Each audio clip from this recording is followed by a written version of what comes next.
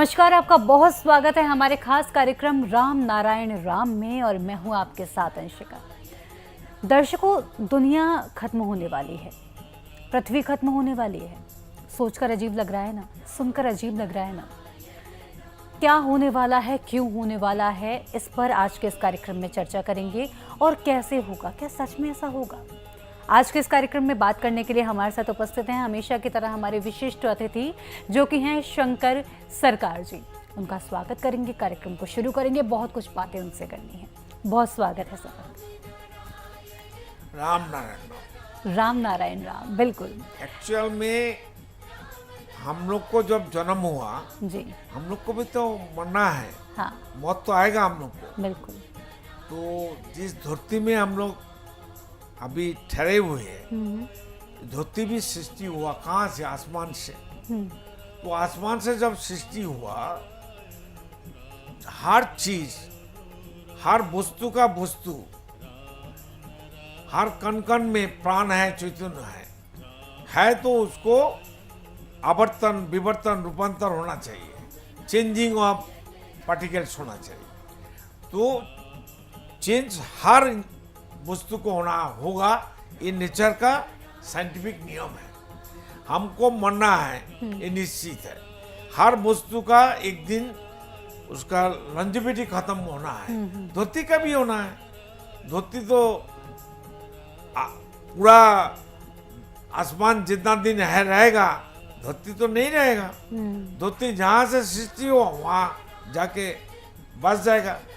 पंचभूत से आया, पंचभूत से विलीन हो जाएगा, फिर पंचभूत से फिर दोबारा जन्म होगा।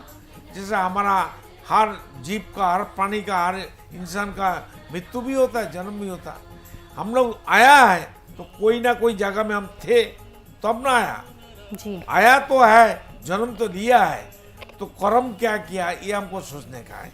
धरती खत्म होगा, मैं जैसा खत्म हो जाऊंगा, मर जाऊंगा, एक दिन हमको मिट्टी में दफन करेगा और आग में जलाएगा।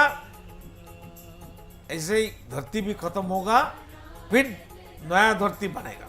अच्छा, तो जैसा कि आपने बताया कि ये चीज़ें तो प्राकृतिक हैं, होना ही है। प्रेसिडेंट, एक सवाल मेरे मन में है। कहते हैं हमारा जो शरीर है पंच तत्वों से मिलकर बना है। इसमें एक तत्व होता है जिसे हम सोल इंग्लिश में कहते हैं, हिंदी में आत्मा कहते हैं। अगर ये छोड़कर चली जाए तो शरीर फिर खत्म हो जाता है और कुछ नहीं रहता है शरीर में। तो क्या सिर्फ आत्मा ही है या कोई और तत्व भी हमारे शरीर में है? देखिए, मनुष्य शरीर में मूलतः जो इंसान है, आदमी है, हर इंसान, हर आदमी का शरीर में 50,000 करोड़, 50,000 करोड़ आत्मा है। अच्छा, ये किसी को जानकारी नहीं है।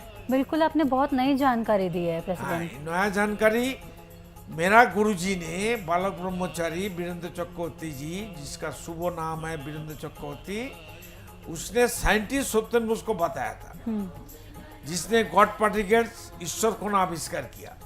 वो गुरुजी का चेला था। गुरुजी से फॉर्मूला लेके बड़ा साइंटिस्ट बन गया था। तो गुरुजी एक दिन साइंटिस्ट सत्येंद्र बोस को बताया था, एक क्लास में, चालू वाला क्लास में क्लास हो रहा था, प्रवचन चल रहा था। उस टाइम सत्येंद्र बोस आ गया था सर्कस में। तो गुरुजी उनको, सम्मानीय आदमी थे, उनको लिए कुर्सी देते था और सारे इंसान नीचे बैठा था, गुरुजी ऊपर में बैठा था। गुरुजी साइंटिस्ट को पूछा था, साइंटिस्ट तुम बताओ, एक आदमी अगर जन्म लेता है, जिसने जन्म देता है, कितना आदमी मर जाता है? एक आदमी जन्म देने के लिए कितना आदमी खून होता है?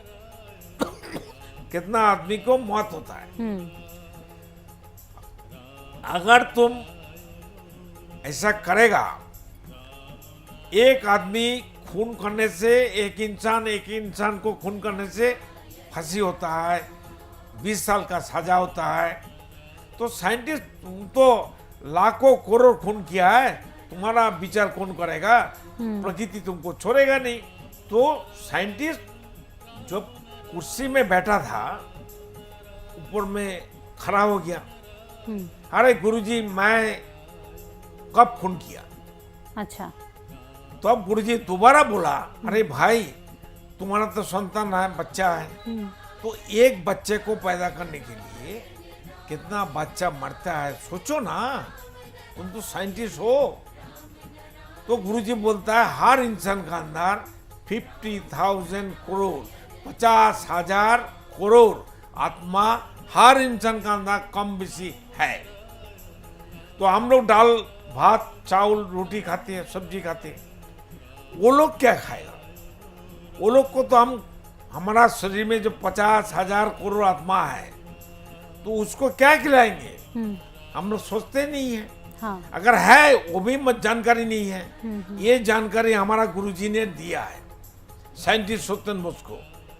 तो अब सत्येंद्र बोस बोलता है गुरुजी हम लोग को ये चीज तो पता ही नहीं है।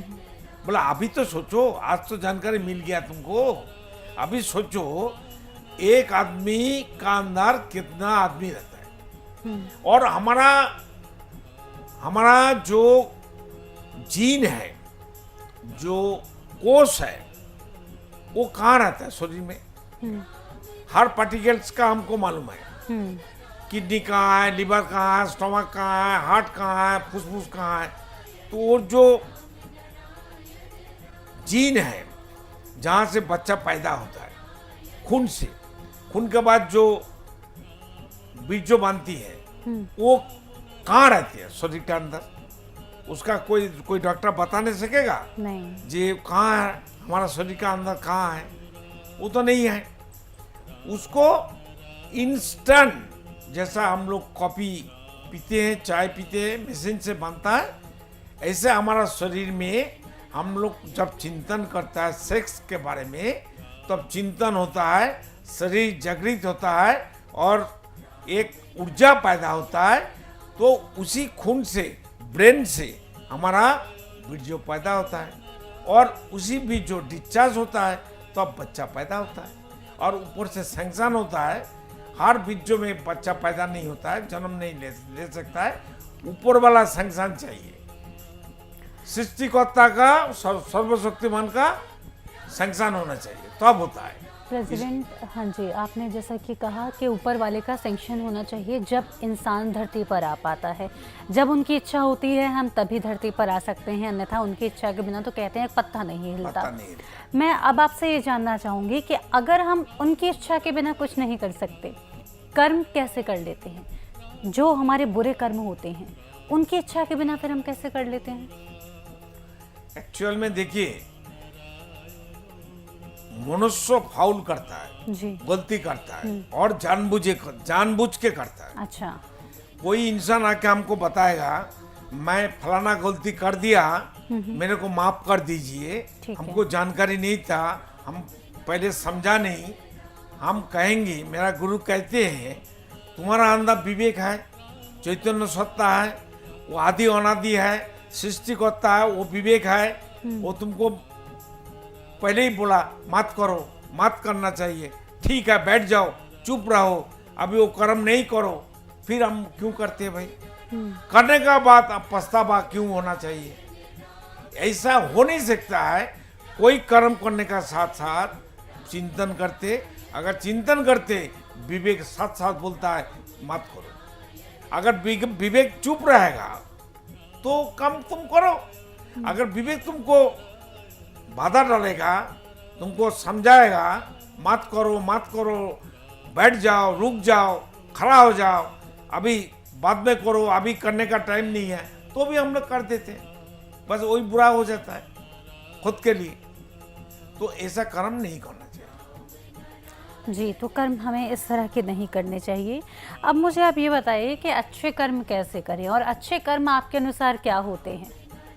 जो कर्म करने के लिए पहले चिंतन होता है, सिद्धांत होता है, बाद में हम लोग कर्म करते हैं। वो कर्म हम आप कोई इंसान नहीं करते। अच्छा। कर्म तो हमारा मन करता है। अच्छा। मन हमारा आज्ञाभाव है। हम मन को बोलते हैं फलाना काम करना है, वो करके आ जाता है। लेकिन हमारा शरीर कोई कर्म नहीं करते। हमारा मन शरीर को काम पर लगाता है, मन ही कर्म करता है, मन ही ऊपर वाला है, मन ही अल्लाह है, मन ही विवेक है, मन ही सृष्टा है, मन ही ईश्वर है, मन ही गॉड है। ये 100% सच है, ये सत्य है, ये रियलिटी है, ये विज्ञान है, ये साइंस है, ये लॉजिक है। तो उनको कीमत देना है, उनको वेरी वेरी आंसर देना है कि यस, आपका आंसर हम जो आदेश है हम करेंगे। कोई नहीं करता है। ठीक है, तो आपने जिस तरह से प्रेसिडेंट हमें बताया कि कर्मों का बहुत ज़्यादा हमें ध्यान रखने की ज़रूरत है, क्योंकि कर्म कहीं ना कहीं हमारा मन करा रहा होता है और हमेशा मन की बात मानना ज़रूरी नहीं है। और हमें अपने विवेक से, जैसे कि हमने पिछले एपिसोडों में बात की थी, तो विवेक से काम करना चाहिए। मौन विवेक एक ही चीज है। अच्छा। हमारा डिमांड, हमारा जिसका कर्म करने से पहले हमको सोच होता है, टारगेट होता है, जी हमको दिल्ली जाना है, दिल्ली जाने के लिए हमको टिकट बुक करना पड़ता है, रुपया का बंदोबस्त करना पड़ता है और ड्रेस वगैरह बैग उसको रेडी करना पड़ता है, सब सामान इकट्ठा करना पड़ता है, फिर दिल्ली जाती है। तो दिल्ली जाने के लिए जो जो कर्म है, जो जो जरूरी चीज जरूरत है, हम उसको ठीक ठाक कर लेते हैं। हर कर्म करने से पहले हमको सोच आते हैं और सोचते हैं। तो जो सोच हमारा विवेक का आदेश का अनुसार नहीं होगा, नहीं मानेंगे, तो बर्बादी होगा। हर आदमी का बर्बादी का कारण एक ही है, खुद का दुश्मन बन गया। क्यों? वो विवेक का बात नहीं सुनता है। विवेक तुम हो, विवेक तो मैं हूं। We are part of God, part of nature, part of Vivek, part of Ram, part of ईश्वर, पार्ट ऑफ अल्लाह। कुछ लोग मानता नहीं है। ईश्वर को भी देखा है कोई? अल्लाह को कोई देखा है? अल्लाह से कोई बात किया है? भगवान से कोई बात किया है? ईश्वर को साथ बात किया है? गॉड के साथ बात किया है? ये सब बकवास है। सब है तो दिखाओ भाई, हम तो देखना चाहते हैं। जो खुद ईश्वर है, खुद अल्लाह का अंश है, पार्ट ऑफ अल्लाह है, तो फिर अलग से अल्लाह अल्लाह करके क्या जरूरत है? अल्लाह तो हमारा अंदर विवेक बन के बसा हुआ है। वो जो कहते हैं, वो जो निर्देश देते हैं, वो जो इंस्ट्रक्शन देते हैं, वो जो आदेश करते हैं, वही हमको करना है। हमारा मर्जी का माफी का हम कुछ भी कर लेंगे, दारू पी लेंगे, खा लेंगे, बिज्जो बात करेंगे, दूसरे को बर्बाद करेंगे, तो खुद का ही तो बर्बाद हो जाएगा।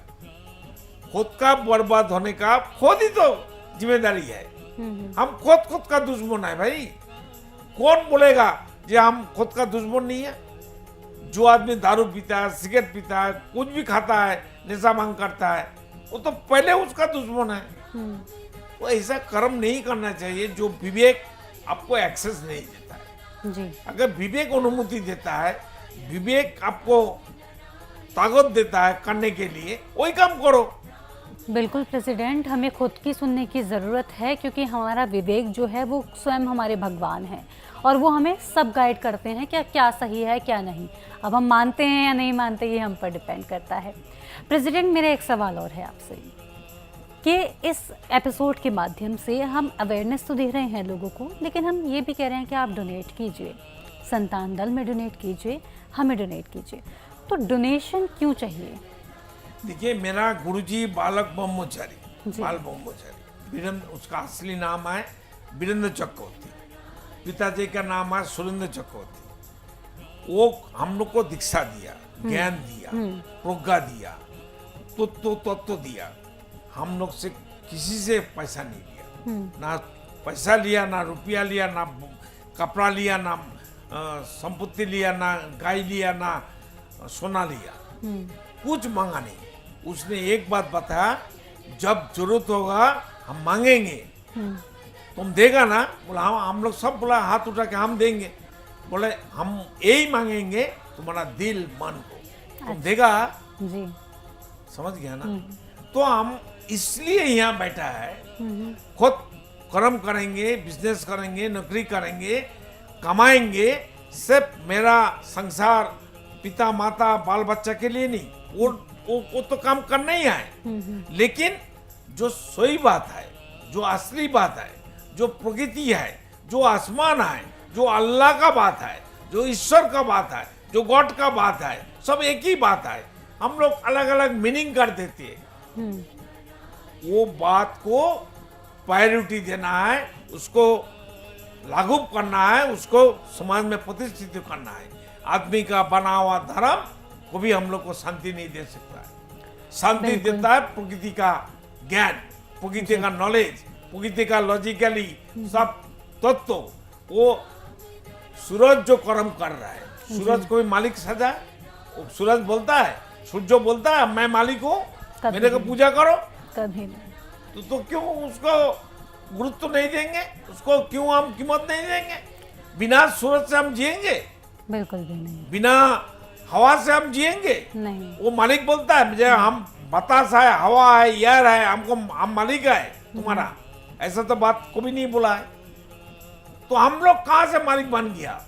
पानी भी नहीं बोला है ऐसा मालिक बनना नहीं है। बिल्कुल। तो धरती भी नहीं बोलता है हम धरती का मालिक हूँ, मैं तुम लोग को कोई जगह नहीं दूंगा, ठहरने नहीं देगा, रहने नहीं देंगे, तुम लोग को हवा कर देंगे, मिट्टी का अंदर घुसा देंगे, ऐसा तो नहीं बोलता है। हमारा बड़ा हो जाता है, शादी करता है, मेरा जन्म देने वाला माता पिता को हम खिलाता नहीं, भगा देता है, ओल्ड एज होम में डाल देता है, उसका संपत्ति खींच लेता है, फिर उसको घर से निकाल देता है। ये कोई धर्म है? बिल्कुल प्रेसिडेंट, जैसा कि हमने आपसे अभी भी समझा था कि धर्म हमारे लिए क्या होना चाहिए और डोनेशन का महत्व भी हमने आपसे जान लिया। तो इसी के साथ प्रेसिडेंट अब वक्त हो चला है इस एपिसोड को यहीं विराम देने का। हम बहुत चर्चा भी आपसे और करेंगे, लेकिन फिलहाल अब वक्त हो चला है इसको विराम देने का। आपका बहुत बहुत धन्यवाद, आप यहाँ आए, आपने अपना बहुत बहुमूल्य समय दिया, बहुत धन्यवाद। राम राम। तो दर्शकों, इसी के साथ आज के इस एपिसोड में इतना ही। बहुत कुछ आज के इस एपिसोड में हमने जाना, हमने शरीर के बारे में जाना, आत्मा के बारे में जाना और बहुत कुछ आज इसके कार्यक्रम में हमने चर्चा की। तो इसी के साथ मैं लेती हूँ आपसे आज्ञा। अगले एपिसोड में और भी ज़्यादा इंटरेस्टिंग चीज़ें हमारे सामने आएंगी। उसके लिए आपको हमारे साथ जुड़े रहना है, बने रहना है। संतान दल को डोनेट करने के लिए डिस्क्रिप्शन में डिटेल्स दी गई हैं, टीवी स्क्रीन पर नंबर मिल जाएंगे, इन नंबर्स पर आप कॉन्टैक्ट कर सकते हैं। इसी के साथ लेती हूँ आज्ञा, नमस्कार। आप देख रहे हैं हमारा खास कार्यक्रम राम नारायण राम शंकर सरकार जी के साथ राम नारायण रामशाह। यह एक महाध्वनि और बीज मंत्र है। यह सभी समस्या का संपूर्ण समाधान है। आप लोग इन्हें अपना के देखिए मन और दिल में क्या प्राप्त हो रहा है। इस कार्यक्रम का विशेष उद्देश्य इसका प्रचार और प्रसार के साथ ही प्रत्येक मनुष्य की मुक्ति का मार्गदर्शन है और यह आपकी दिल की बात है। इस मार्ग पर पुण्य और मुक्ति निश्चित है। इस कार्यक्रम के माध्यम से संतान दल द्वारा चलाए जा रहे श्रेष्ठ सेवाओं से जुड़कर सबके कल्याण के लिए इस नए कार्य का हिस्सा बन सकते हैं और वृद्धाश्रम, गौशाला, गरीब और वंचित बच्चों की शिक्षा का भी सहयोग और समर्थन कर सकते हैं। संतान दल सबका एक ही परिवार है। अकाउंट नेम संतान दल, account number 266505000657, IFSC code ICIC 000265। पूरी तरह जानने के लिए आप संस्था के फोन नंबर पर संपर्क कर सकते हैं। Phone number 6291342066, 9836073503। Email ID santandal1960@gmail.com।